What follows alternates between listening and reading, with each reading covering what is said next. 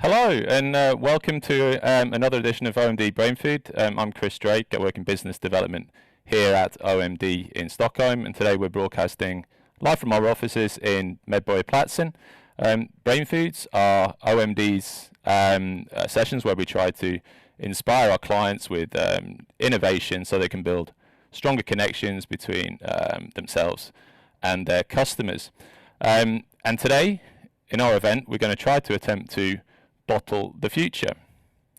And first, it's just important to say that during the last year or so, we've really been heads down trying to just get through the last 12 months and try to drive sales in a really difficult marketplace. But it's worth saying that whilst the world has been locked down, there's really been incredible technical developments taking place. So, for example, we've had NASA's Ingenuity helicopter flying on Mars. We've had monkeys playing computer games just by the power of their brains using Elon Musk's Neuralink.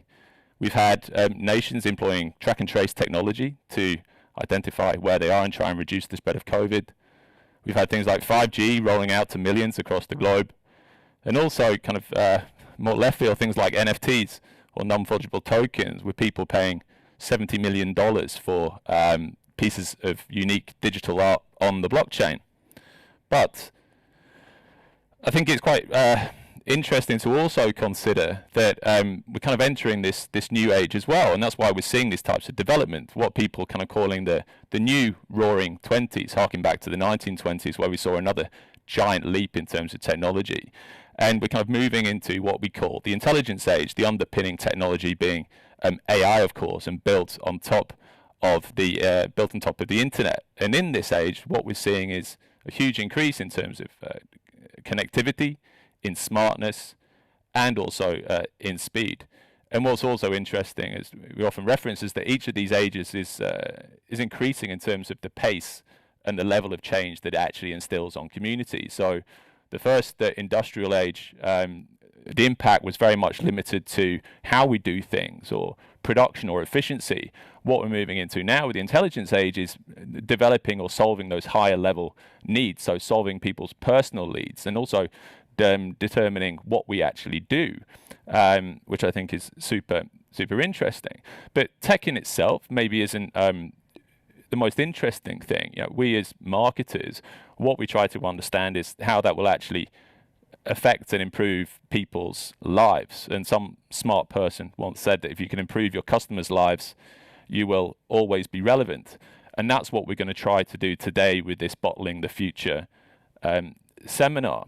And if we think about bottling the future, what do we actually mean by that? So on the left here, you can see we've got people, and what we as marketers will try to do is exceed those needs with communications, with services, and also with new tech. And that's the classic definition of innovation. And if we're able to do that through Bottling the Future, hopefully we can meet people and meet them and improve and get them to give away their hearts and their minds and also their hard-earned investment. And in looking to try to help to provide this innovation, we're really drawing on our tech network. And over the last few years, we've really developed quite a large tech network that consists of various elements. We of course have large clients that we work with. We work with smaller startups through different entities, but also we've got a great deal of tech partners, given that media is moving increasingly towards and involving MarTech solutions. So we're going to draw on these today to help to provide some solutions, some tangible solutions, as opposed to being quite lofty in our ambition and just talking about what will actually happen. And in order to frame that discussion, we are going to look to some future signals, we call them. So these are things that are based in customers' needs. So the first thing that we're going to look at is around being connected and entertained, and we call that theme total digital immersion. The second is based on the consumer need to transact, and we've called that retail 3.0. The third is around solving the consumer need for a better quality of life, or indeed life itself, and we call that saving the planet. The fourth is called earn based on the human need to earn and generate money to buy things, and we call that upskilling. And finally, the need to be better, faster, stronger, and we call that upgraded humanity. And it's great to have some different people here to help support this discussion. We have the OMD business development team, which consists in part of Thomas Lilja and John Severin, who will be leading the themes. But then we've also got some fantastic guest speakers here today to help talk through the themes. So we've got Brendan Carney, the sales director from Verizon.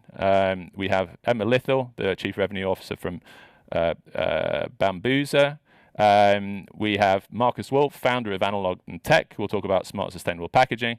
And we also have Mikkel Larsen, the CEO of LearnStone, to talk about the future of education. So I think it's going to be a great session, and I think we're going to jump straight into the first theme, which is total digital immersion. So I'll hand over to my colleague, John.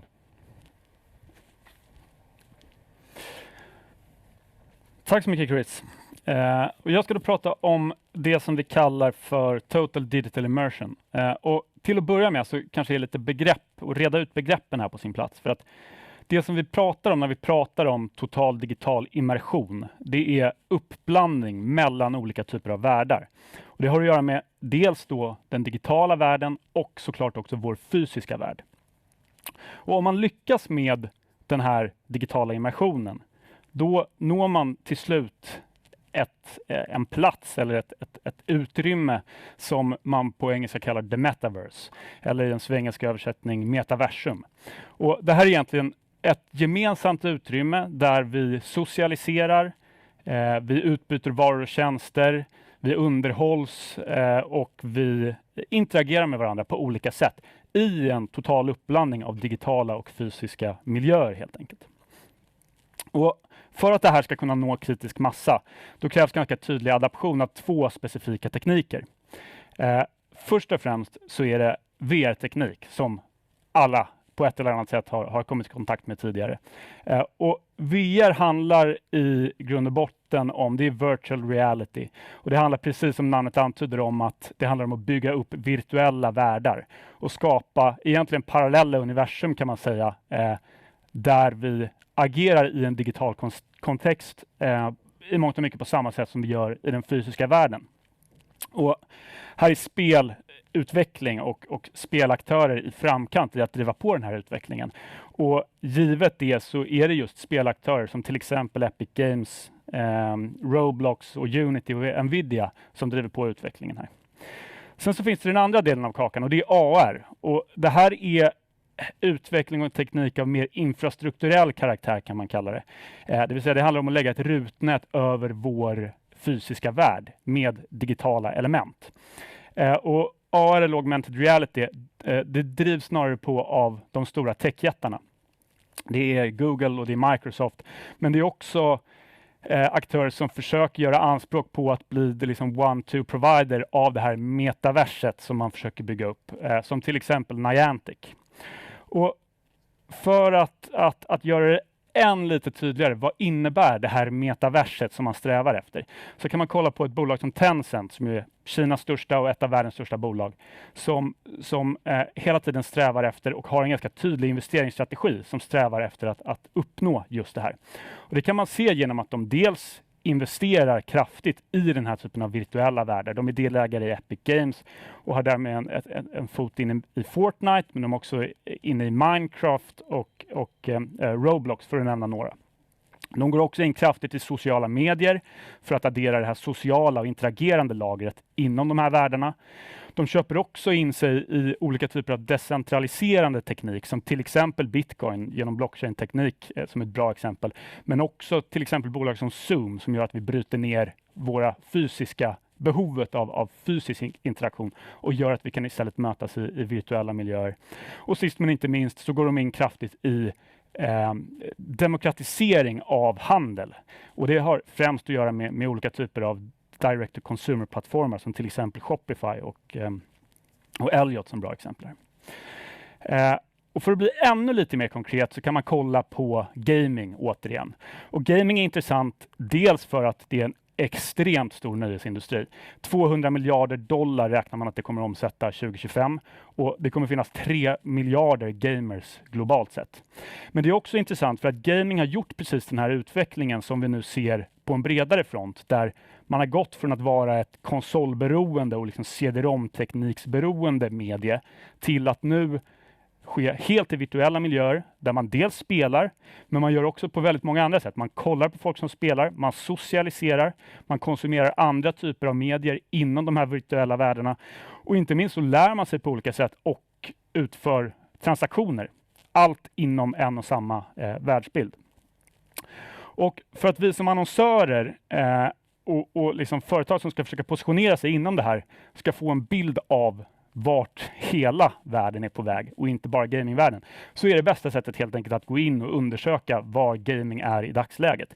Och gå in och kolla på Twitch, kolla hur deras streamers interagerar med följarna. Eller för den sakens skull, kanske det bästa exemplet i nuläget är att gå in i Fortnites universum och undersöka hur utbytet däremellan ser ut. Och här finns det såklart extremt mycket möjligheter för oss som marknadsförare att positionera oss och ta position. Och om man kollar på en kategori som har tagit den här positionen, och det är lite förvånande kanske kan tyckas, men det är det absoluta premiumsegmentet inom modebranschen. Och det yttrar sig på lite olika sätt. Bland annat så kan man konstatera att Louis Vuitton har gått in och gjort ett stort samarbete tillsammans med League of Legends där de gör just den här, där de blandar olika världar. Dels går de in virtuellt och gör skins till avatarer i spelet samtidigt som de bygger en rent fysisk kollektion på samma tema och hittar nya monetiseringsströmmar därigenom. Gucci är ett annat exempel där de nu kommer showcasea sina nya kollektioner med hjälp av Roblox. Och det kanske allra mest långtdragna exemplet det är Balenciaga som har gått in och inte bara blir en del av en annan värld utan bygger upp en helt egen värld i Afterworld där man helt enkelt spelar med karaktärer som på ett eller annat sätt är klädda i Balenciaga-kläder. Går man vidare och drar det ett steg längre, var är vi på väg så att säga, så kan man ju då ta det till AR-teknologin och vad den kommer innebära för oss som konsumenter och människor i största allmänhet. Och där handlar det som sagt om att lägga ett rutnät över den fysiska världen. Och det gör man bland annat genom olika typer av tekniker, men för att försöka måla upp ett någorlunda sannolikt scenario för hur det här kommer se ut så kommer vi inom en ganska närliggande framtid interagera på olika sätt med AR-teknik som ett interface runt omkring oss hela tiden. Det kan handla om att vi kommer ha navigationssystem som liksom mappas ut framför våra ögon. Det kan handla om olika typer av informationsskyltar eller assistans eller du är ute och går med hunden och så får du upp en skylt framför dig att här får du inte rasta hunden, som ett exempel. Men det är såklart också någonting som kommer nyttjas inom bilindustrin, inom utbildning och kanske inte minst inom event och olika typer av virtuella möten och så vidare. Så det här är någonting som är här och någonting som är här för att stanna. Och det här kommer såklart också leda till nya sätt för oss att interagera och liksom röra oss inom gränserna för den här tekniken.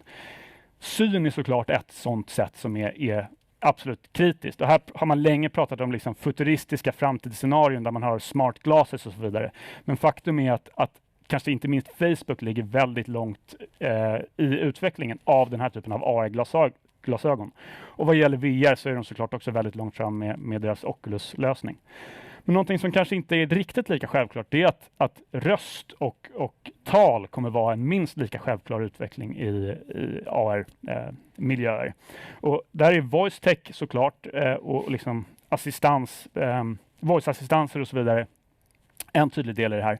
Men det är också ett väldigt viktigt inslag i att alltså noise cancelling och noise pollution teknologi som helt enkelt håller borta all icke-väsentlig information och låter dig så att säga fokusera uteslutande på den informationen som du vill ta till dig. Olika typer av gester, point and learn och så vidare och kanske det mest extrema exemplet men som de facto också är under utveckling är mind-teknologi som Neuralink och så vidare som Elon Musk håller på med. Och när man åstadkommer det här och får till det här digitala rutnätet, då kan man fråga sig vad finns det för monetiseringsmöjligheter här och vad finns det för möjligheter för oss som annonsörer i den AR, virtuella världen så att säga. Och här har säkert många hört om NFT-teknik, non-fundable tokens. Superworld är ett väldigt bra exempel på det, där man har mappat upp hela världen, vilket innebär att du kan köpa ett virtuellt ägandeskap över Fifth Avenue eller din gamla barndomsadress egentligen. Och sen så finns det då med hjälp av programmatisk teknik möjlighet att gå in och monetisera på de här ytorna och berika dem med olika typer av annonsmöjligheter och så vidare och bygga brand experience kring det här. Det finns också ett exempel från SuperRare, en annan tjänst, där det första helt virtuella designhuset nyligen såldes för $5 miljoner, vilket visar lite ytterligare på var det här är på väg. Och som man kanske märker här så är det så här, VR har ju varit här för att stanna ett tag. VR kommer att vara en bestående del av utvecklingen även framåt, men det är framförallt AR-tekniken som kommer att ta mark och driva på utvecklingen. Och vi kommer se exponentiell tillväxt och explosionsartad sådan den närmsta tiden. Och bara för att cementera att det här är inte ett clubhouse eller någonting som har potentialen att vara en fluga, utan det här är någonting som är här för att stanna, så kan man kolla på att penetrationen sett till branscher var den här tekniken drivs framåt. Det är långt ifrån bara media- och nöjesindustrin, utan det är också i allra högsta grad hälsovård, militär, utbildningsväsendet och så vidare. Så det här är någonting som definitivt kommer att ta än mer mark framåt. Och lite konkreta tips på hur ni som annonsörer kan ta rent konkreta åtgärder i dagsläget för att positionera er inom det här området. Första och kanske mest uppenbara: börja undersöka gaming och gamingvertikalen. För här finns det enormt mycket att göra. Oavsett om ni tror att er publik eller målgrupp är core gaming i dagsläget eller inte, så kan jag garantera att det finns gamingmöjligheter där ni kan hitta er målgrupp. Så att undersök den här möjligheten och se till att vara first movers där. En annan möjlighet är att utvecklas virtuella miljöer. Här har vi till exempel pitchat en idé för vår kund Mercedes kring virtuella visningsrum för deras nya bilmodeller. Och det är bara ett exempel som visar på hur man kan nyttja tekniken. Och ytterligare ett exempel som gör att, för att cementera att det här är någonting som är här för att stanna, så finns ett koncept som heter Space som öppnar i Stockholm här i höst. Det är Pophouse och Björn Ulvaeus i spetsen som ligger bakom det här. Och det är 7500 kvadratmeter i centrala Stockholm som uteslutande syftar till att skapa miljöer för gaming, virtuell interaktion och kreativitet. Och här har vi också upprättat ett samarbete så att vi har alla möjligheter att vara tidigt ute och bygga connections här mellan varumärken och den här väldigt attraktiva publiken helt enkelt. Och för att ge lite mer handfasta tips på hur det här kan nyttjas så ska vi nu prata med en intressant gästtalare. Så jag lämnar över till Chris. Yeah, fantastic. So thank you very much. So we've been talking about digital immersion and the metaverse, and it's great to be able to introduce our first guest speaker, Brendan Carney, who is the Nordic Sales Director for Verizon. And of course, Verizon are a huge American telco company. And as part of that are fundamental in introducing kind of what will underpin this in 5G. So welcome, Brendan. Are you out there? I'm here. Can you hear me? Okay, loud and clear, Brendan. So you're going to talk to us a little bit now about 5G and what you're building on top of that. So I will hand straight over to you. Perfect. Thank you very much. And thank you for the kind introduction. I'm going to show you some slides. I'll need them up on the screen so I can talk through them. Slides on the screen, please. So yes, so as Chris mentioned, I work for Verizon Media. We're part of Verizon, one of the world's largest telecommunications company, at the forefront of bringing 5G to consumers in the US, but also businesses around the rest of the world. If we go to the next slide, we'll see that Verizon Media came about via the acquisition of AOL plus Yahoo. Bringing these two companies together created one of the world's largest digital media publishers. We own a bunch of websites, including Yahoo, TechCrunch, and Gadgets. But we also partner with some pretty significant players worldwide, including Apple, Samsung, and Microsoft, to name a few. That Microsoft partnership includes Xbox. So gaming is a very big area for us. At the back of all of this is all powered by our programmatic full stack ad platform. But enough of the introductions. Because the next slide, I want to talk to you about how the world is changing. And we're going to look at it from 3 different angles. So firstly, connectivity is changing, 5G is coming. What does that mean? But we're also going to look at consumers and how they are changing. Ultimately, they are crucial to everything that we do. And it's very important to understand how their habits are changing over time. And then lastly, we'll look at content and look at some cool examples of some stuff that's been done already, and look at maybe some potential opportunities for the future. So if we crack on then, firstly, we'll look at connectivity is changing. So on the next slide, I think if you asked anybody what their first thoughts on 5G are, they would say it's about speed. But just how fast is 5G going to be? Well, to put it in some perspective, on a 4G connection, you could download a 2-hour movie in around about 6 minutes. With 5G, that could be up to 3.5 seconds. So it's hard to get your head around just how much faster it is, but it's exponentially faster. But it's not just about speed. It's also about the volume of data that can be transmitted at any one time. And this goes up exponentially with 5G as well. And so this is going to enable us to deliver data-heavy, rich, engaging 3D content into devices in real time, because latency is decreased massively. And it will get to a point now where content updates faster than human reaction time. So it will be seamless and you won't notice it at all. Another advantage of 5G is efficiency. So the data is transferred much more efficiently, which leads to greatly improved battery life. So phone batteries could last up to 10 times longer. But this also means we can make batteries much smaller. And this is what is going to drive that explosion in wearables, such as AR glasses, for example, is that efficiency. Another benefit is mobility. I don't know if you've ever been on a high-speed train or an aeroplane and tried to connect to the Wi-Fi there. The connection is not too good.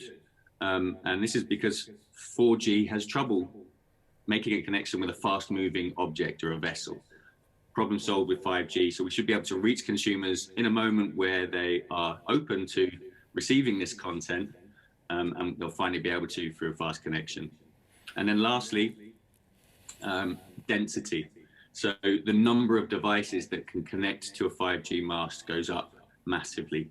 And if you've ever been at a sporting event with tens of thousands of people or a music concert or festival, you might have noticed that your connection is pretty poor. And this is because a 4G mast will cap out at around 10,000 devices. Whereas with 5G, we can pack a stadium with 100,000 people and have no problem delivering all of those consumers lightning fast internet. So if we move on, so what's the trend then? Well, let's stick with the theme. It's all about speed, and 5G is going to be one of the fastest adopted generational technologies ever. It's going to reach nearly 1 billion consumers in around about 3.5 years. So that's going to outstrip that of 4G, 3G, or any other generational technology that came before it. Next then, let's look at how consumers are changing. And we commissioned a study in partnership with YouGov last year that looked at consumers' content consumption habits. And one thing was clear, that the pandemic really accelerated the appetite for immersive experiences amongst all demographics, not just the young, but we saw a huge increase in demand for this type of content amongst the older generations as well. When we asked 18 to 34-year-olds reasons to be excited, their top reasons to be excited by 5G, top of the list, real-time gaming experiences with multiplayer capability. So we've already seen how important gaming is, not just to the new generation, but amongst all age groups, and our capabilities within this space are about to improve massively. If we move on, we also asked people about their expectations, and 83% of millennials now expect their digital experiences and interactions with brands to be seamless, innovative, and enhance their real world. So they really expect more from brands and advertisers right now in the way that content is delivered to them. So let's look at some of the content that's been produced here already and maybe what can be done in the future. So first off, let's look at Super Bowl 54. Now this took place in Miami in one of our 5G connected stadiums. Over the course of the game, over 21 terabytes of data went through the mast, and we partnered with the NFL to produce some AR augmented reality content to put directly into the official NFL app. And this overlaid some pretty cool content like player stats, statistics on the game, some gamification and fun stuff overlaid in real time over the stadium. And a colleague of mine recently told me that a next step in this space is that if you've ever been to a football game on a Saturday afternoon and you've tried to connect to the internet to check the scores from around the league and the rest of the country, you struggle to even check the score. Where with 5G, you'll be able to download a 3D rendered version of the highlights of the other games happening around the league and watch a 3D replay via your AR glasses projected onto the pitch in front of you. This is so cool. It just blew my mind when hearing about the possibilities that are coming further down the line. If we move on then. So here's something we partnered with OMD to do on behalf of their client Doritos, a really cool AR campaign which ran globally, which enabled players to search for hidden packets of Doritos around their city. If they found one of these bags, it unlocked one of the 4 PlayStation symbols, which came attached to a prize sat on the blockchain. And this campaign was hugely successful. We saw over 160,000 players taking part with over 500,000 game sessions. And it even won the Drum Award for Best Use of Mobile recently. So really pleased with this campaign. Another new area which is just emerging now is in-game advertising. And previously, you've been able to get your message into games by talking to developers at the stage of development and getting it hard-coded into the game. What's new is we can now deliver these ads in real time, programmatically, into live gameplay. And this is just a massive development. And I think it's such a cool integration here. We can see that another OMD case they did on behalf of their client, Call of Duty, where a player is in a virtual world looking at a virtual bus stop, seeing a real world ad. And I think this is just this wow moment where they will realize they're seeing a real ad in a virtual world. And it would be great for any brand to be part of that. And Verizon has made more connections in this space than anyone else. We're really heavily invested in gaming. And so we've really found a lot of reach and scale within this space. Thanks so much, Brendan. That's fantastic. And thanks for promoting the great work that we've done together. But I think we need to move on to hold time. But thanks very much for joining. We'll see you again soon, I hope. And have a good time in the UK. Cheers. Thank you. Thank you. Bye. So we'll push straight on then and move into our second theme, which is Retail 3.0. And I'm going to invite John back. Welcome back, John. Thank you. Yes. Jag ska nu gå vidare och prata lite om Retail 3.0. Och det är en av de andra stora trenderna eller signalerna som vi ser är under kraftig utveckling. Och det första man kan börja med att cementera, vad innebär 3.0? Jo, det innebär att om 1.0 är att vi kom från klassisk brick and mortar, fysisk butik, single channel. 2.0 är när det lyfts ut i den digitala miljön, e-com boomar, global selling växer. Så i 3.0, där vi är nu och dit vi är på väg, där handel sker överallt. Det är en seamless experience ofta med inslag av AR och VR och andra typer av tekniker. Det drivs på också väldigt mycket av till exempel Internet of Things och Home Commerce och så vidare. Och inom Retail 3.0 så finns det egentligen 3 megatrender som vi kommer kolla lite närmare på. Det ena är everywhere, det vill säga att shopping, gränserna för shopping och framförallt det faktum att de har varit knutna till fysiska miljöer tidigare är utsuddade. Utan handel sker överallt. Och om vi börjar kolla lite vad det här innebär så kan vi konstatera att vi behöver en laddare till datorn här fort. Det vi kan konstatera är att Platon sa att our need will be the real creator. Och det är helt enkelt människans behov och konsumentens behov som kommer att driva på den här utvecklingen. Och kollar man på de här behoven, varför shoppar vi? Varför köper vi saker? Så är det 2 primära drivkrafter. Det ena är necessity, det vill säga nödvändighet. Och det andra är fulfillment eller självförverkligande, det vill säga grovt förenklat botten och toppen av Maslows behovspyramid. Och de här trenderna, de driver också på en tydlig diversifiering inom retail-landskapet där 2 ganska distinkta affärsmodeller växer fram. Det ena är marketplaces, kanske främst tydliggjort med exemplet i Amazon, där pris, det är hög valmöjlighet och hög convenience eller liksom lättillgänglighet och så vidare som är de drivande faktorerna. Och här tävlar vi som varumärken om uppmärksamhet och såklart också att driva så hög volym som möjligt, för det är generellt ganska låga marginaler. Det andra är direct-to-consumer-plattformar. Här handlar det om unicitet, det handlar om kvalitet och det handlar inte minst om varumärkesupplevelse. Och här är det ju att differentiera som är den stora skillnaden för att sticka ut i konkurrensen. Och det här påminner, många har säkert hört om Amazon Squeeze, men det här är Amazon Squeeze på makronivå. Det vill säga att de som inte lyckas positionera sig väl inom de här 2 segmenten, de kommer förr eller senare på ett eller annat sätt förmodligen slås ut. Och som sagt, shopping kommer i framtiden att ske överallt.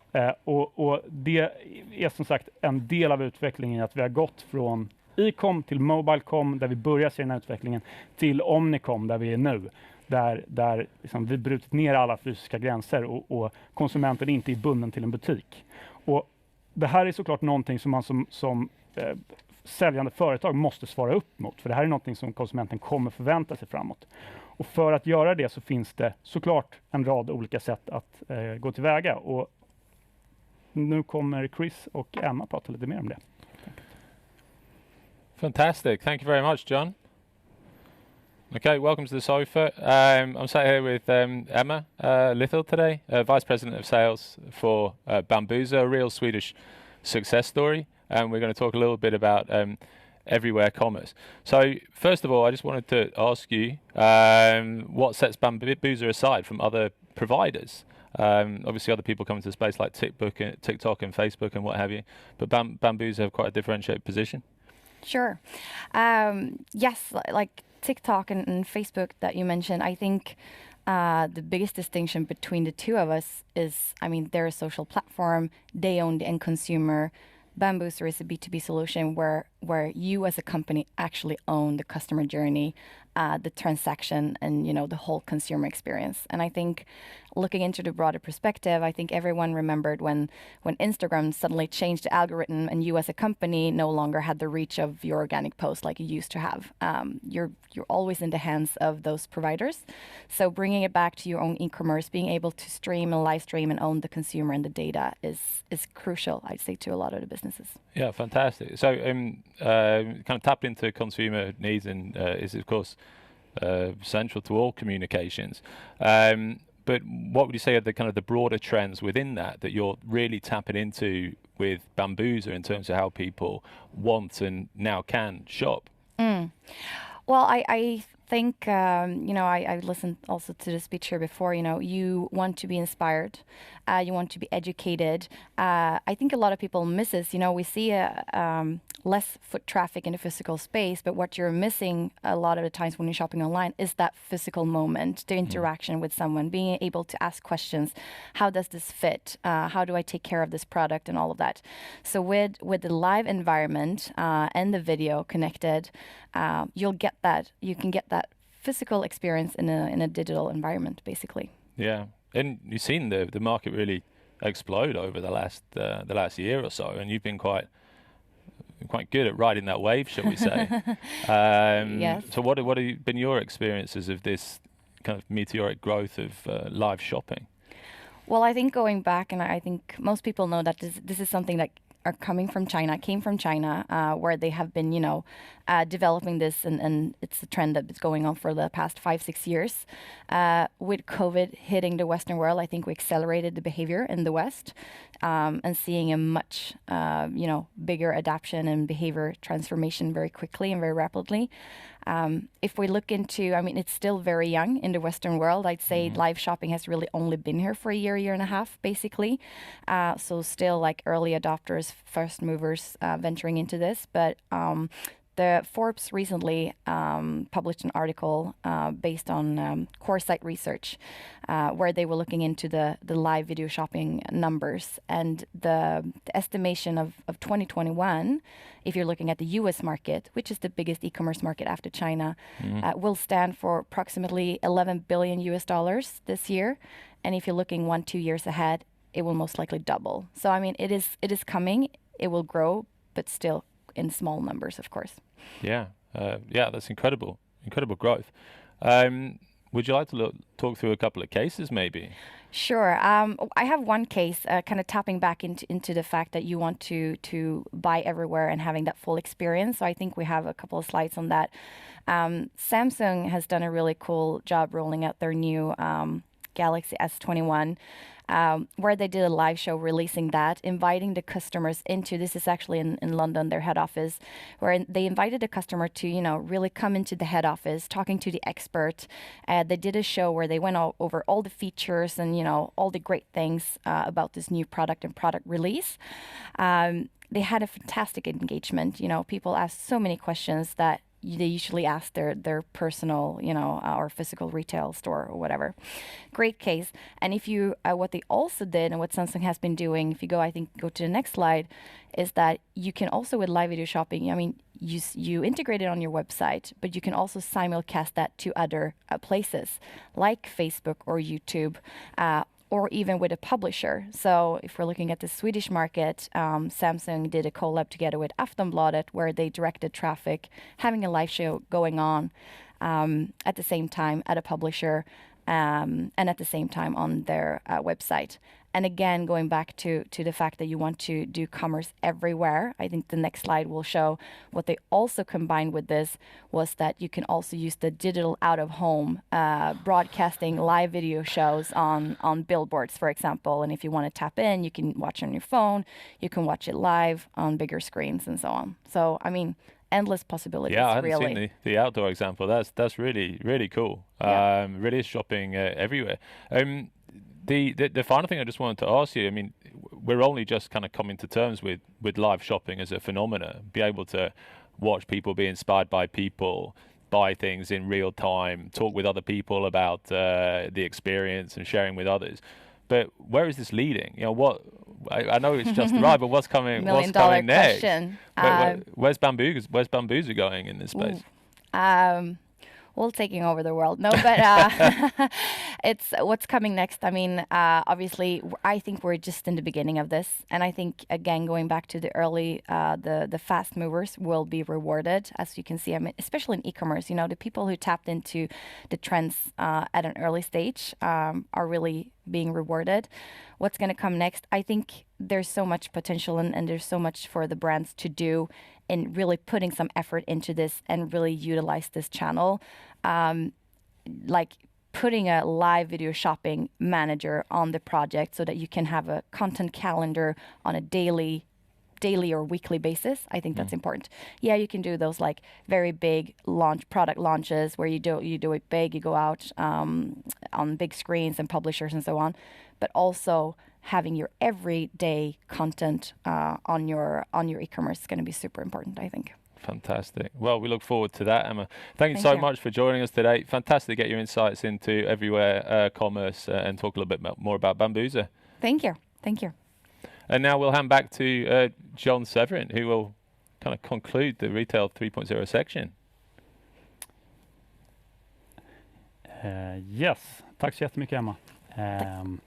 Och så, som Emma var lite inne på, så i det här nya retail-landskapet så kommer trots allt den fysiska interaktionen på ett eller annat sätt vara väldigt viktig. Och det här är ett citat som kommer från en unknown smart person som egentligen heter Chris, men jag fick inte använda hans bild. Där han gör en profetia om att the high street eller shoppingstråken, de kommer inte att dö ut framåt, utan det kommer i allra högsta grad vara en närvarande del av varumärkesupplevelsen helt enkelt. Och det kommer vara hög konkurrens fortsättningsvis på shoppingstråken om konsumenternas uppmärksamhet. Och vi vet att vi redan är där idag, för att om man kollar på de trender som vi ser så är det väldigt många företag som redan nu tar en position där. Ta Clas Ohlson som exempel som öppnar upp compact stores för att de har insett att convenience in location är en viktig faktor.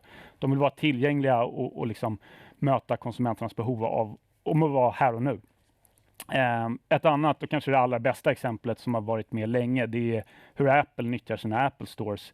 Kanske snarare som ett museum eller en exhibitionsyta för deras hero-produkter snarare än en liksom butik där man ska gå in och köpa. Så att det är i allra högsta grad någonting som även fortsättningsvis kommer vara ett viktigt del av varumärkesjobbet, att nyttja de här ytorna på bästa sätt. Går man vidare till nästa trend så är det personaliserad eller personlig, att retail-upplevelsen ska vara så personlig som möjligt. Och det här liksom goes without saying, vi kommer inte gå in på det här djupare nu för det kommer vara ett eget brainfood by itself längre fram och det här är liksom vår core business någonstans. Men självklart så behöver man också tänka på att skräddarsy upplevelsen utifrån varje unik individ i det här. Något som kanske inte känns lika självklart dock, det är att det behöver vara här och nu, shoppingupplevelsen. Och med det så menar vi bland annat det här att vi pratar om någonting som kallas för liquid expectations. Och det innebär att förväntningar när en aktör har gått in och disruptat en specifik bransch, det spiller lätt över på andra branscher. Ta exemplet här med att Uber har gått in och gjort taxiupplevelsen betydligt mer tillgänglig, betydligt mer liksom convenient i största allmänhet. Och det här beteendet som konsumenterna vänjer sig vid, det spiller också över på andra typer av kategorier. Så att egentligen spelar det ingen roll om du ska boka en taxi eller om du köper hem en soffa. Konsumenten kommer framöver förvänta sig att det ska gå undan, det ska hända snabbt, det ska helst vara gratis, själva transportupplevelsen. De ska ha väldigt bra kontroll över var liksom varan befinner sig och kunna se varuflödet för att inte behöva anpassa sig efter liksom, och sitta hemma den klassiska 9-17. Och det behöver vara skräddarsytt så att du kan ha en uppsjö av olika leveransalternativ helt enkelt. Och här finns det såklart, Sverige är ett väldigt bra exempel på en marknad där det är väldigt många företag som gått in inom det här området. Som typ Budbee, Instabox, Army och så vidare som alla är bra exempel på det som man kallar connected och continuous delivery. Men här finns det ju trots allt vissa problem. Om man kollar på andra marknader så har den här typen av aktörer gått in och reglerats ganska hårt. Och det har ju mycket att göra med att det kräver väldigt mycket manskraft för att så väldigt mycket humankapital i form av förare av budbilar och cyklister och så vidare för att liksom leverera de här tjänsterna. Och kollar man i ett lite större perspektiv och där man kanske bör kolla på att positionera sig eller ingå partnerskap om man är en stor och tongivande aktör som man vill att man ska kunna räkna med även framåt. Då behöver man utveckla det här ett steg längre. JD.com är ett bra exempel. Det är Kinas näst största e-handlare. De går såklart i stenhård clinch med Alibaba och konkurrerar där. Och de har lagt enorma resurser på att utveckla just olika typer av högteknologiska leveransalternativ. De har världens största drönarflit. De har olika typer av förarlösa transportmedel på olika sätt. Och allt det här drivs av ett liksom nät av AI som säkerställer en så seamless leveransupplevelse som möjligt. Och allt det här är bra exempel på last mile delivery och hur last mile blir allt viktigare i den ökande konkurrensen. Så att här bör man undersöka möjligheter framåt om man vill vara med i matchen. Och ytterligare ett exempel på det här är att det här också byggs in i den urbana miljön och stadsbilden. Och det här är ett stadsporten, det är ett last meter optimerat hus som innebär att det finns liksom ytor som är specifikt avsedda för att logistikupplevelsen ska vara så smidig som möjligt. Och det här är ett företag som heter Base2 där OMD har ett exklusivt samarbete med där vi har möjlighet att erbjuda och djupdyka i den här typen av lösningar med våra kunder. Så att ställ gärna frågan om det är intressant. Och för att bara wrap it up så är det såklart väldigt mycket som behöver göras för att positionera sig inom det här och OMD har en bred rad, eller Omnicom snarare, genom Transact, genom OMD, genom Drum och så vidare, där vi inom alla de här områdena inom retail-landskapet kan skräddarsy lösningar som passar just det. Så att hör gärna av er om ni vill att vi djupdyker lite ytterligare i det här området. Och med det sagt så lämnar jag över till Chris igen.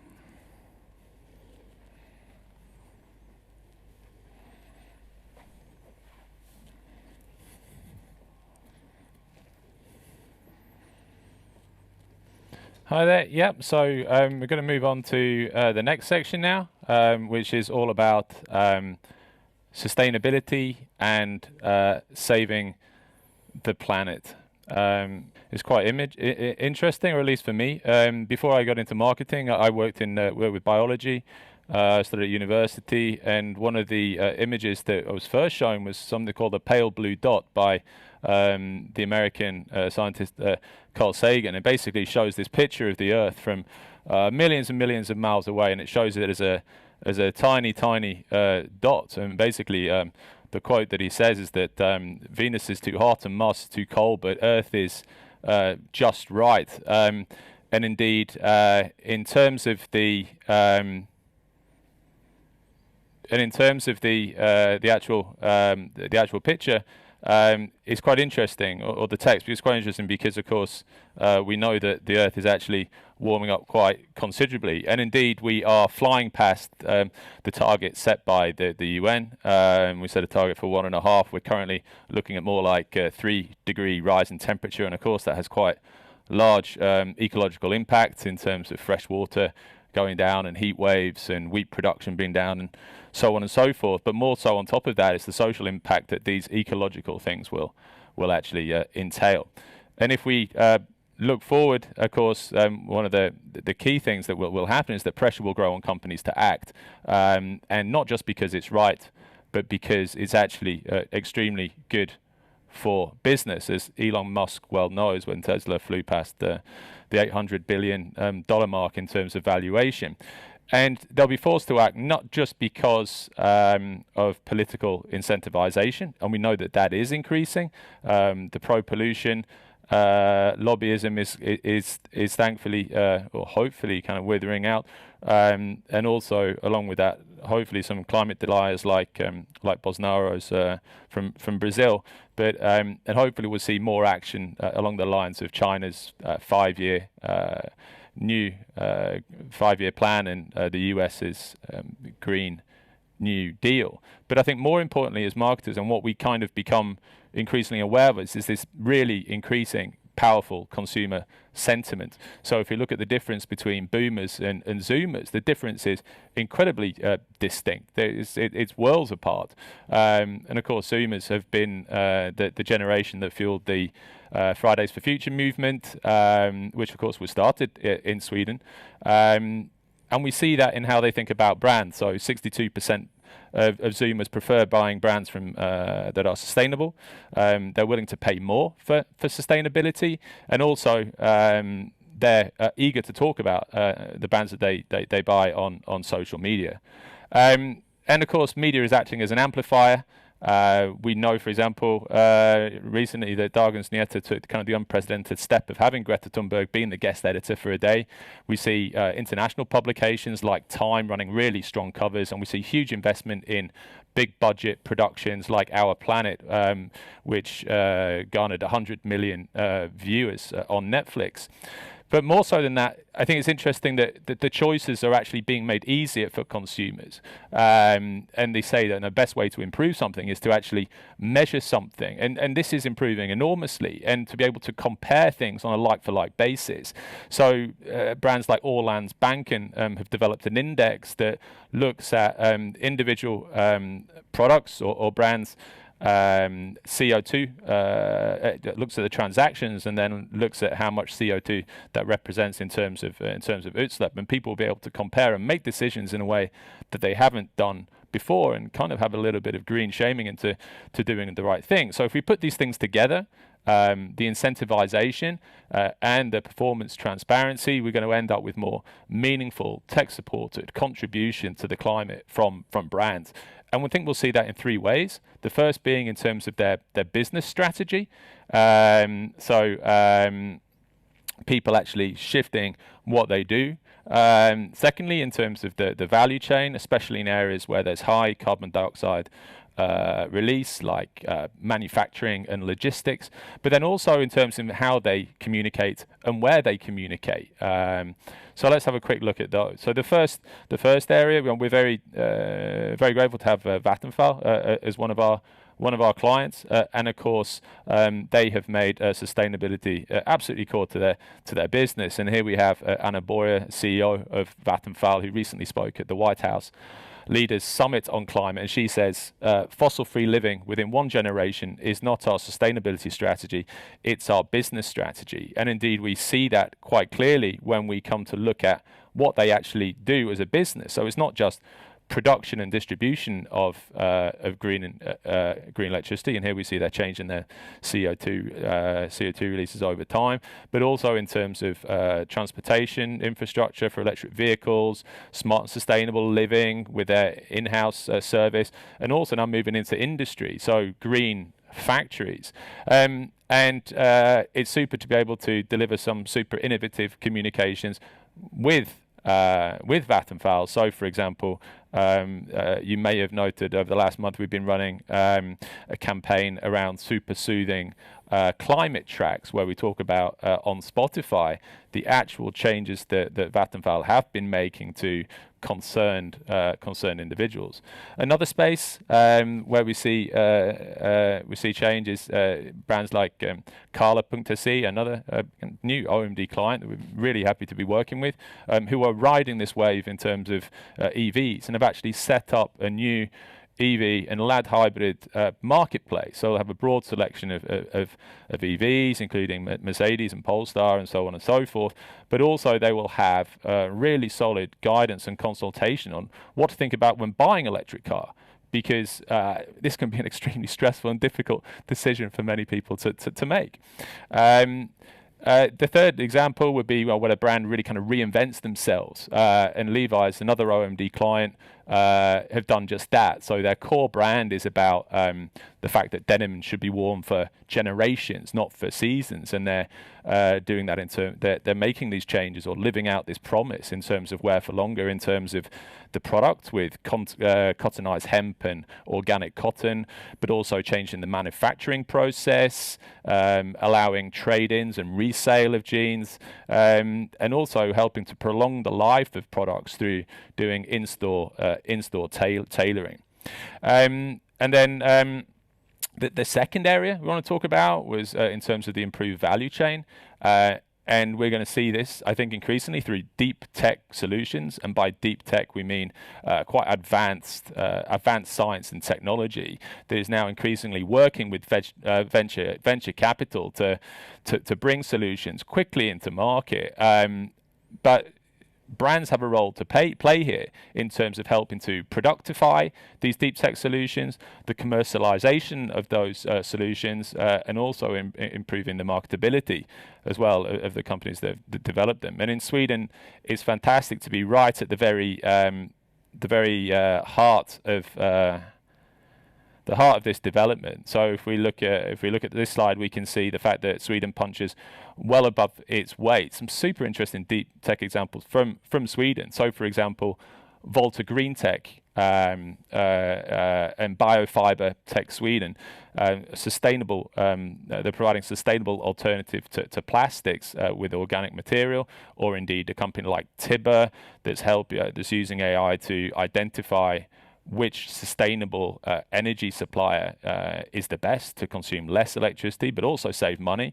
And then other companies like Stockeld Dreamery, another Swedish company that's producing synthetic dairy products, and unfortunately, as we know, cows are quite bad for the environment. So the third area I'll finish off by talking about is the fact that OMD are kind of enabling what we would call a green media vertical, and we're kind of doing that in two ways.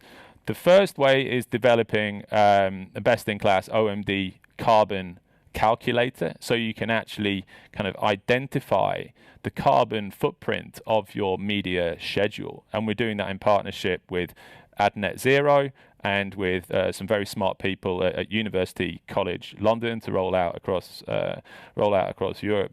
And off the back of that, we'll be able to kind of develop a vertical that brands can invest in the knowledge that their choices are reducing CO2. But also, more importantly, with media, and what this will also factor in is what they actually say about the climate. Are they funding misinformation, or are they actually helping to progress the narrative? And then on the right, we have out and out green media. That we're also starting to partner with. So companies like Ecosia, who are a search company, who basically donate money to planting trees, and they donate over 50% of their profits, and they've planted nearly 50 million trees now. And then you have other companies like Goodloop, who basically are a video tech company who partner with charities, and and help brands partner with charities. And indeed, if a consumer or viewer watches all of the content, the brand will basically make a donation to that charity. So you can, as a consumer, kind of manage how much the brands that you like donate to the charities that you love. And also more practical things like JC&Co, who are developing nano tech pollutant absorbing out of home. So just to kind of round up this section, when we talk about going green, we think there's absolutely value in doing it, and we look forward to partnering with brands to help drive that in terms of helping to understand your customers, so re-evaluating your customers and the green opportunity that they represent, helping to kind of hold ourselves accountable, and we class ourselves within that group, so working with third parties to kind of perform gap analysis, and partner with companies like B Company, for example, to basically put a badge on the fact that we are making a meaningful change. Looking for partners in deep places, so partnering with those great tech startups and bigger companies that we identified earlier that can support making a real meaningful change, and finally activating green comms, so building that green vertical. So that's the end of this section, and now we're going to move over to have a chat with a partner that OMD work with. We're going to have a chat with Marcus from Analed and Tech. So if you want to come over and join me on the sofa, that would be absolutely fantastic. Thank you, Chris. Spare me 2 seconds. I want to make sure I can bring up your fantastic examples. But why don't we start off with you just telling everybody just a little bit about yourself and your background? Yeah, my name is Marcus Wolf. I've been working at different digital agencies and working 5-6 years at Absolut Vodka, working with digital innovation in physical spaces. So it's how to digitize bars and restaurants, retail, but also how to digitize packaging, actually. Now I run Analog and Tech, which is an Internet of Things agency, working with brands and how to see retail spaces and physical spaces, and also packaging as a part of a media mix. Sounds great, and it's been great working with you on the past and with voice stuff. But it's really great to be able to talk to you about what is your true passion, which is sustainable and connected packaging. And we've been talking about retail 3.0. Kind of how do you envisage the consumer experience with connected packaging, both at home and in retail? I think it's interesting if you look at packaging or the actual product as a digital touch point. It's actually something that all brands own themselves. So if you put things on the shelves in retail, that's actually an opportunity to interact with the consumers. So I would like to see packaging as a part of the media mix, and which is something the brands own themselves. Today there are like technologies that doesn't cost that much, which makes it very simple to interact with the packaging. You just have a sticker with a small tag, electric tag, but doesn't require any battery. You can just tap your phone. And then you can, dependent on location, time of the day, etc., you can customize the message from a brand perspective. Yeah. No, it's super interesting. I mean, because I think for many people, they kind of view the packaging, i.e. what they get in the shop, as the end of their journey. It stops there. But of course, that's where your job as a smart packaging developer really starts. I think you're totally right, because a lot of, we're very traditional in thinking that this is how it is. But I think if we invented the packaging today, it would be totally different, because then we would see actually the packaging as a start of a relationship with the consumers. Yeah. So when you get home, I mean, if you could interact with the packaging and get instant orders to your home or additional services, digital services, it's just the start of a journey where the brand can have a relationship with the consumers. Fantastic. If you talk a couple of examples, so what are the best types of example that you've seen in terms of smart packaging? Yeah, there are many, but I think there is a specific one actually. Kellogg's, the cornflakes, made a collaboration with Nintendo, which sounds, why is this an opportunity? But Nintendo actually put a small NFC chip in the packaging. Mm-hmm. And when you bought Kellogg's to your home, you could tap with your Nintendo Switch to the packaging and unlock Super Mario Bros. Extra features and levels, etc. And it was a success, of course. Yeah. But it's also, if you look at the brands, Kellogg's and Nintendo, they are quite similar target group. So it was a win-win for both brands, and I think it was more like a collaboration than a media buy from Nintendo. Kids are going to love that. You just go, no brainer. Give kids some computer games with their breakfast cereal. Cool. And I wanted to ask you, for people who maybe don't understand the tech that much, what are the main kind of technical developments that are really driving this as an area for marketing? I think there are probably two things at the moment. One is, of course, the decrease of cost, because today you can scale things. It doesn't cost that much. And for example, if you produce items for retail, to add these extra NFC tags that is around, I would say 50 öre. Yeah. So it's not that it's not a barrier anymore. Yeah. The other thing is standardization. I mean, I think we've all been in those situations where, my phone is not compatible with my TV or whatever. So what happened actually last week was that Amazon, Apple, Google, actually IKEA as well, have formed a new standard, which is called Matter. So it doesn't matter what products you buy from them, they will be able to speak to each other, which makes the smart homes, smart offices, etc. much more convenient. Yeah, but you've done some great stuff yourself. You've got some really super interesting use cases. Should we have a look at them? I think we've got a slide that we can pull up with the first example.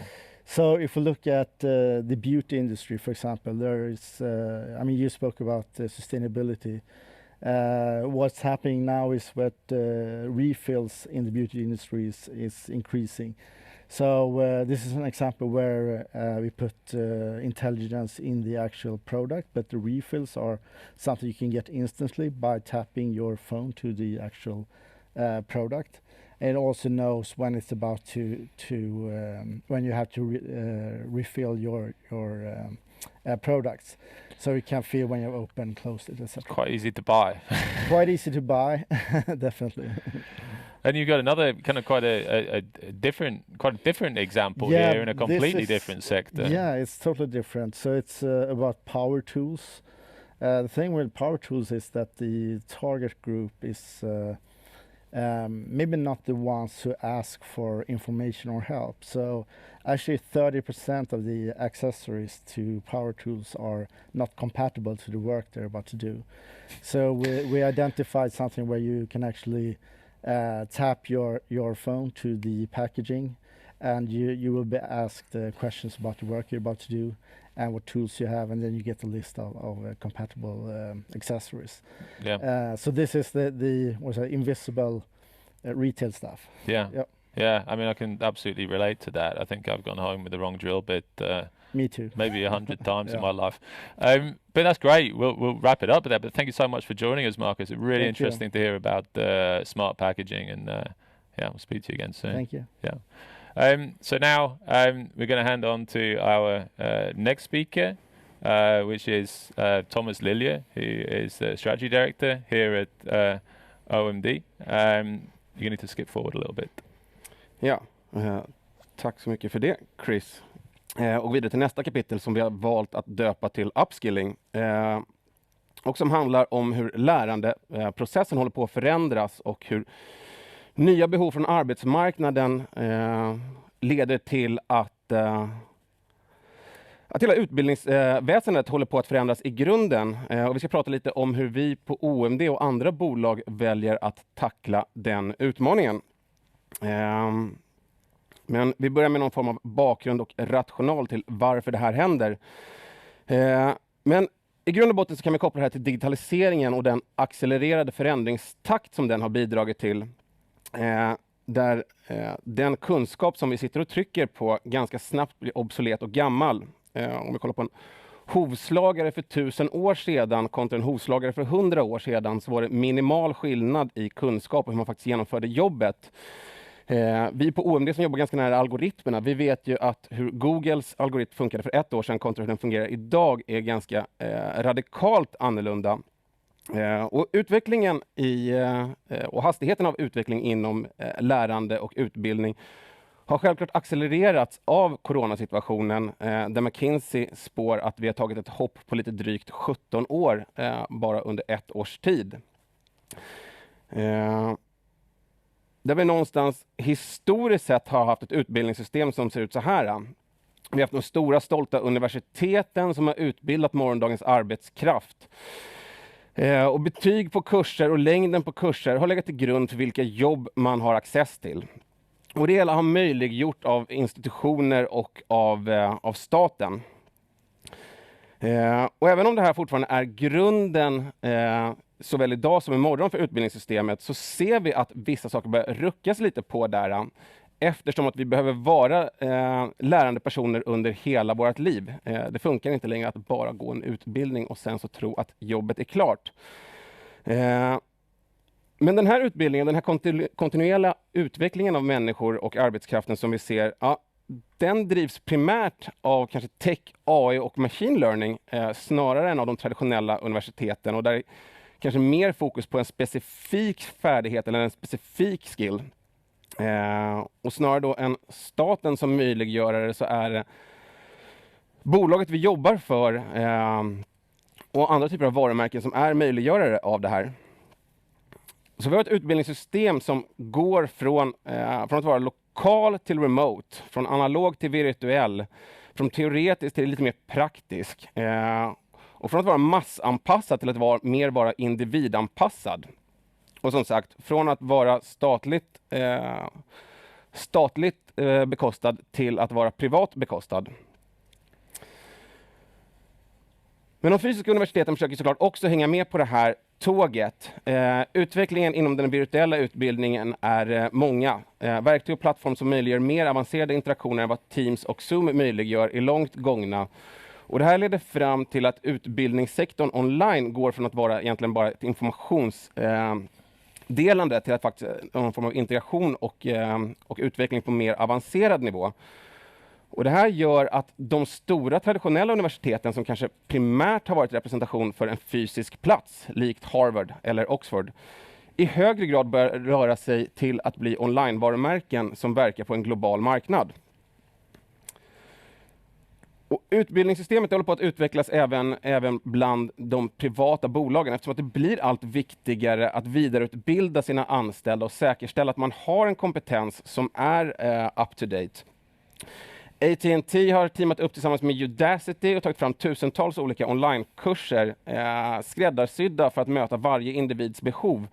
Där individuella utvecklingsplaner sätts upp för att säkerställa att den anställda rör sig och utvecklas i den riktning som man vill, samtidigt som bolaget får rätt kompetens som kan möta morgondagens krav och någonstans säkerställa en hög lägstanivå, vilket möjliggör ett högre intäkt.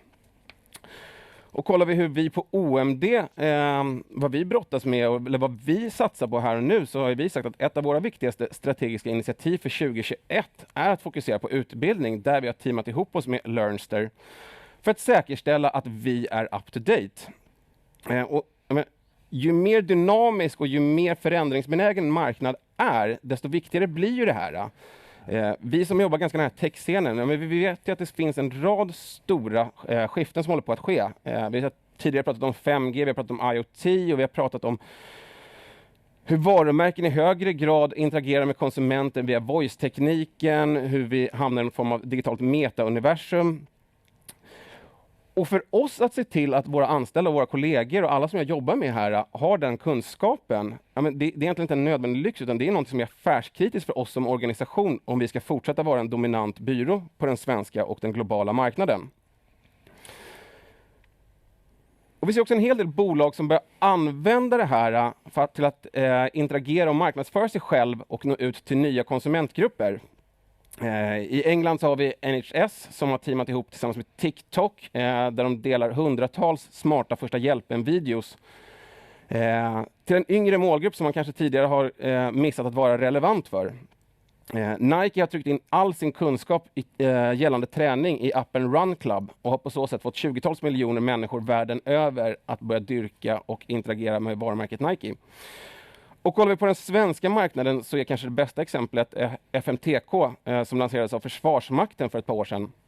Där Försvarsmakten märkte att rekryterna var för dåligt tränade och man hade dessutom svårt att visa en relevans mot målgruppen.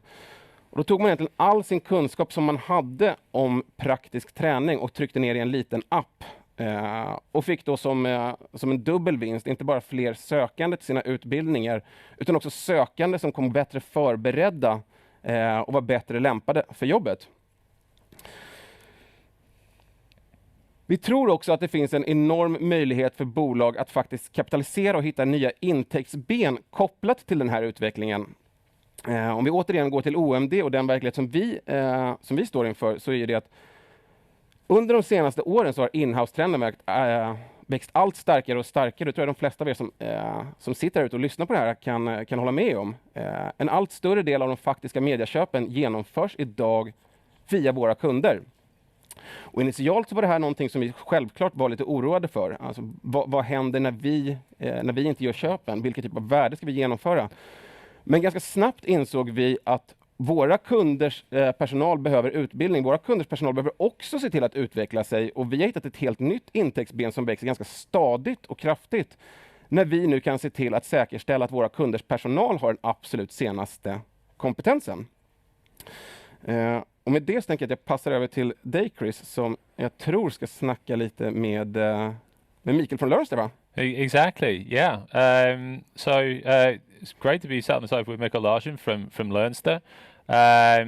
We've been talking about the future of education and EdTech. Mikael is the founder of Lernster, so he's got super insight and experience in this space that we're going to try and get out of him in the next 5-6 minutes or so.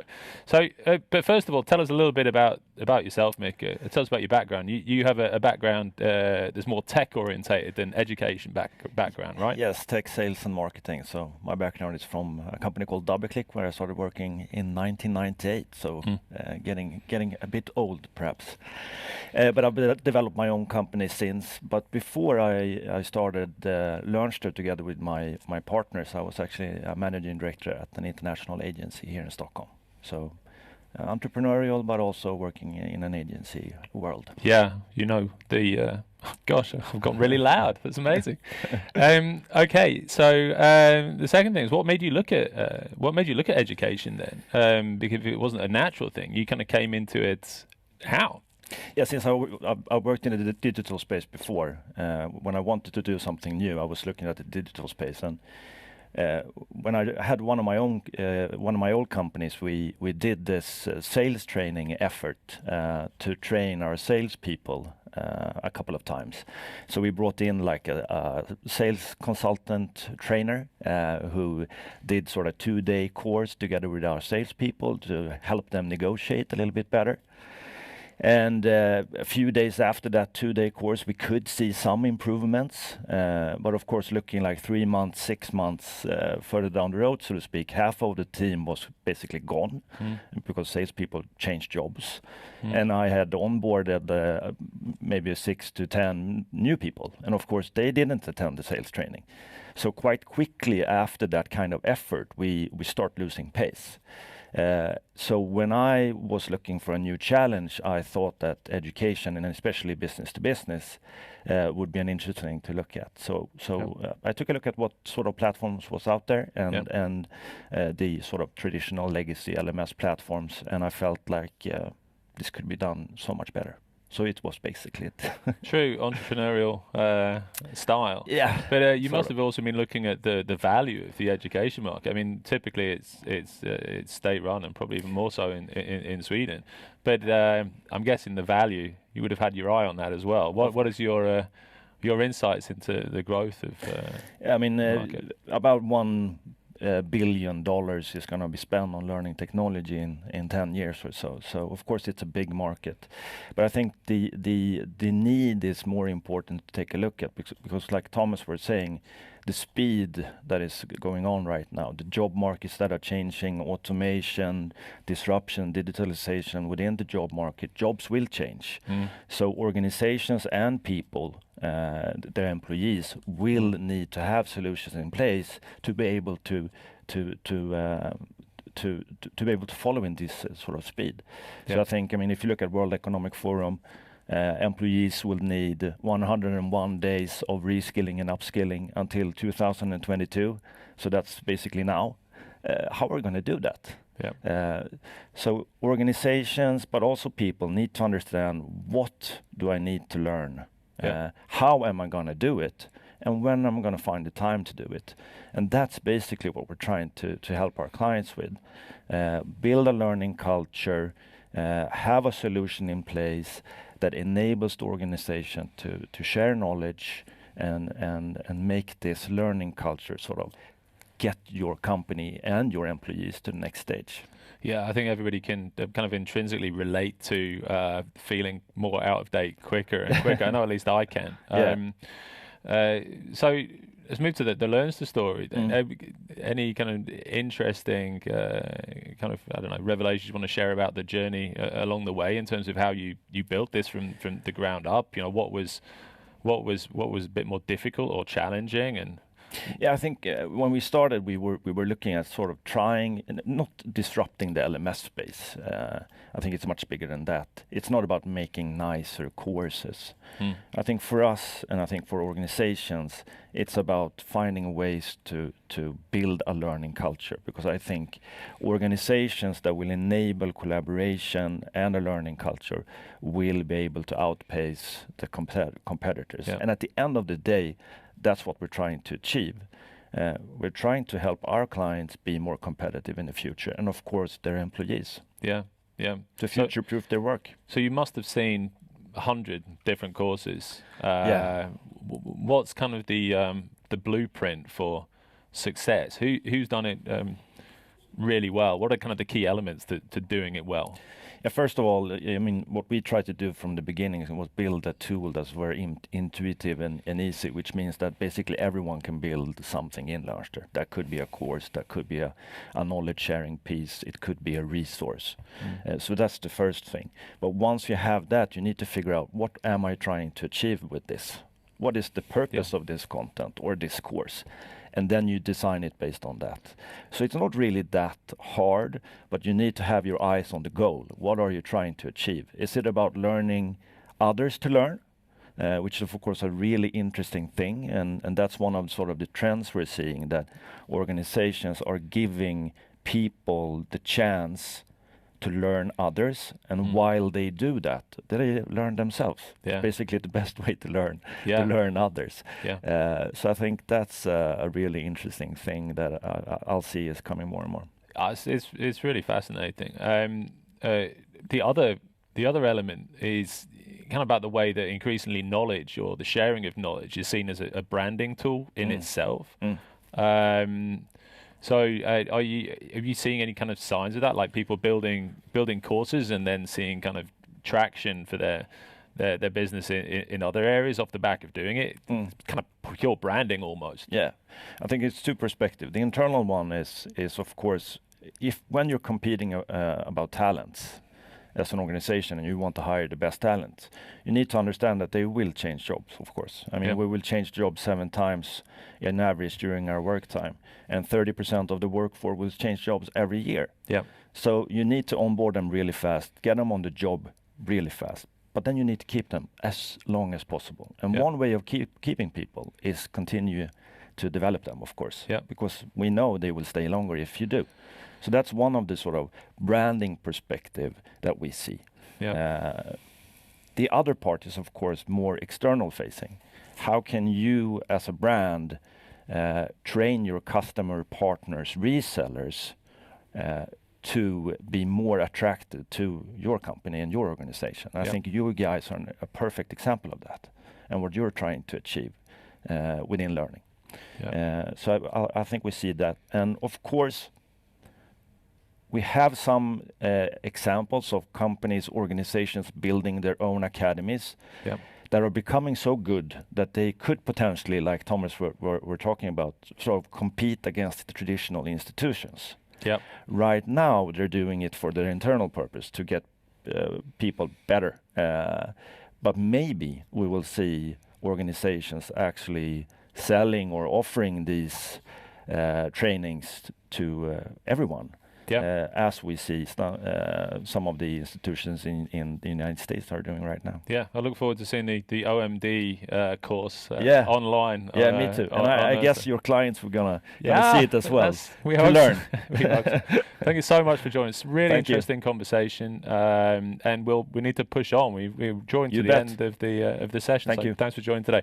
So we'll hand back to the final section before we close, which is all about upgraded humanity. Precis. Tack så mycket.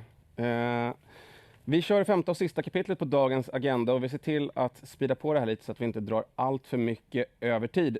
Och vi har kallat det, valt att döpa det till Upgraded Humanity, och det handlar egentligen om hur alla de innovationer som sker inom den här sektorn bidrar till den uppgraderade kroppen och hjärnan. Och precis som vi gjort tidigare så börjar vi med någon form av bakgrund. Varför är det här intressant? Varför sker det nu? Varför ser vi så mycket R&D-kapital och VC-kapital röra sig mot den här sektorn? Ja, i grund och botten så finns det en rad olika anledningar. Bland annat att läkemedelsindustrin eller hälsoindustrin alltid varit extremt lukrativ. Men vi har en åldrande befolkning på global nivå. En åldrande befolkning som ställer högre krav på sin sjukvård. Vi har vi lider brist på läkare och sjukvårdspersonal. Globalt så beräknar vi att det saknas lite drygt 10 miljoner människor inom sektorn 2030. Och som sagt, vi har covid-19 som har gjort hälsa till ett extremt hett ämne som dominerar egentligen konversationerna runt om i världen. Och givet alla de faktorerna så är det ganska rimligt att utgå ifrån att hälsa kommer bli ett av de stora slagfälten för techjättarna framåt. För covid-19 har verkligen inneburit raketbränsle för den här industrin. Prognosen säger att det globalt kommer att investeras lite drygt 400 miljarder dollar inom digital hälsa. Nästan i paritet med kostnaden för Nya Karolinska. Och även om mycket om det som vi kommer att kolla på idag här befinner sig långt fram i tiden och i vissa fall kan vara svårt att greppa, så händer det konkreta saker som påverkar hur du och jag interagerar med läkare redan idag. Vi har hela nätläkarindustrin och där digitaliseringen av vårdmötet är ganska långt gången. Vi ser en rad olika projekt där vi jobbar för att möjliggöra smartare och enklare delning av journaldata för att faktiskt kunna upptäcka mönster och sjukdomar innan de inträffar. Och vi ser hur gaming håller på att slå sig in inom sektorn och innebära och möjliggöra för helt nya typer av spelare att komma in och göra det med andra perspektiv. För hälsa och sjukvård, det är ett ämne som står högt upp på agendan här och nu. Covid-19 har även här fungerat som en enorm katalysator. Och vaccinpass, vaccinationsstatus och huruvida man bör bära ansiktsmask har lite otippat men tydligt tagit över Game of Thrones roll som den naturliga samtalspunkten runt middagsbordet. Och vad som i mitt tycke är absolut mest spännande, ja, men det är som sagt då den förflyttning eller integration som sker mellan tech och hälsa. Där spelare som Amazon, Google och Apple investerar enorma summor på att ta en ledande position i det här racet. Där vi ser en rad olika uppköp där Amazon bland annat investerade $700 miljoner i att köpa upp PillPack. Och där man har tagit en ganska stor del av sin algoritmkapacitet till att börja faktiskt forska kring läkemedelsutveckling. Och kollar vi några som verkligen lyckats kapitalisera på det här, kanske inte på den svenska marknaden, men som i Singapore verkligen tagit en ledande position, så är det Apple som tillsammans med Singapores regering lanserade projektet Lumin. Där man gjorde så till att skräddarsy kostscheman och träningspass för varje invånare i staden. Och bortsett från de liksom obvious 1984-vibbarna som det medför sig, så finns det något ganska spännande i att en regering är så pass mån om sina invånares hälsa att man väljer att teama upp sig med techjättarna. Och där man trackar sömn, aktivitet, man uppmuntrar till mindfulness. Och för människor och för invånare som faktiskt följer det här så finns det tydliga incitament, bortsett från tydlig och förbättrad hälsa. Lägre avgifter på försäkringar och faktiskt rena cash i handen upp till $380 per person och år. Och vi ser även hur Google har tryckt in rätt mycket av sin kapacitet och deras R&D-team i att forska på framtagning av läkemedel. AlphaGo, det här extremt avancerade programmet som lyckades slå världens första människa i brädspelet Go, används idag primärt till att forska inom läkemedelsindustrin.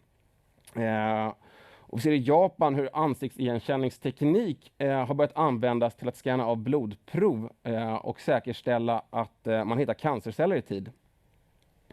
Och det mest futuristiska, här har vi en bild på Aubrey de Grey, CSO på Age X, som ser en framtid där vi som människor konstant börjar skruva fram och tillbaka vår biologiska klocka beroende av var vi trivs bäst.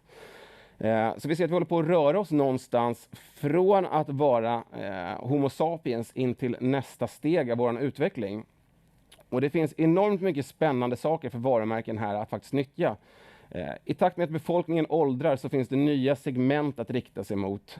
I takt med att mer konsumentdata om ens hälsa blir tillgänglig så öppnar det upp för helt andra typer av samarbeten där vi kanske kan se gymkedjor och försäkringsbolag gå samman.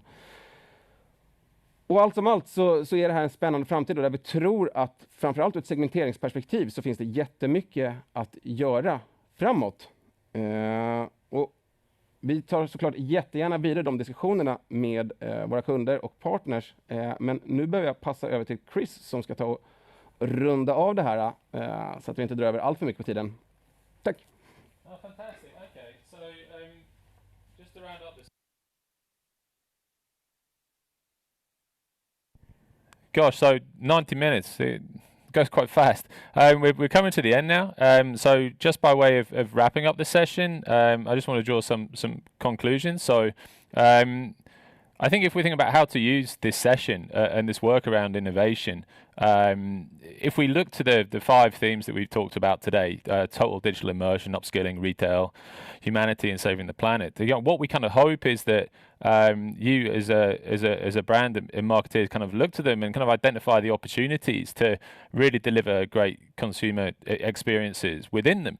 So, for example, simple bottle of milk. Say Arla, for example, you might look to total digital immersion and decide to run a dairy farm, VR experience or game. We know farming games are surprisingly popular. If we look to the second theme, it might be upskilling. So you might do a course around modern manufacturing, branded by Arla, talking about how we move from cow to table. If we look at transact and retail 3.0, you might decide to develop a milk direct to consumer model. if we look at upgraded humanity, you might decide to produce a product around targeting and delivering against for calcium deficient individuals through wearables, for example.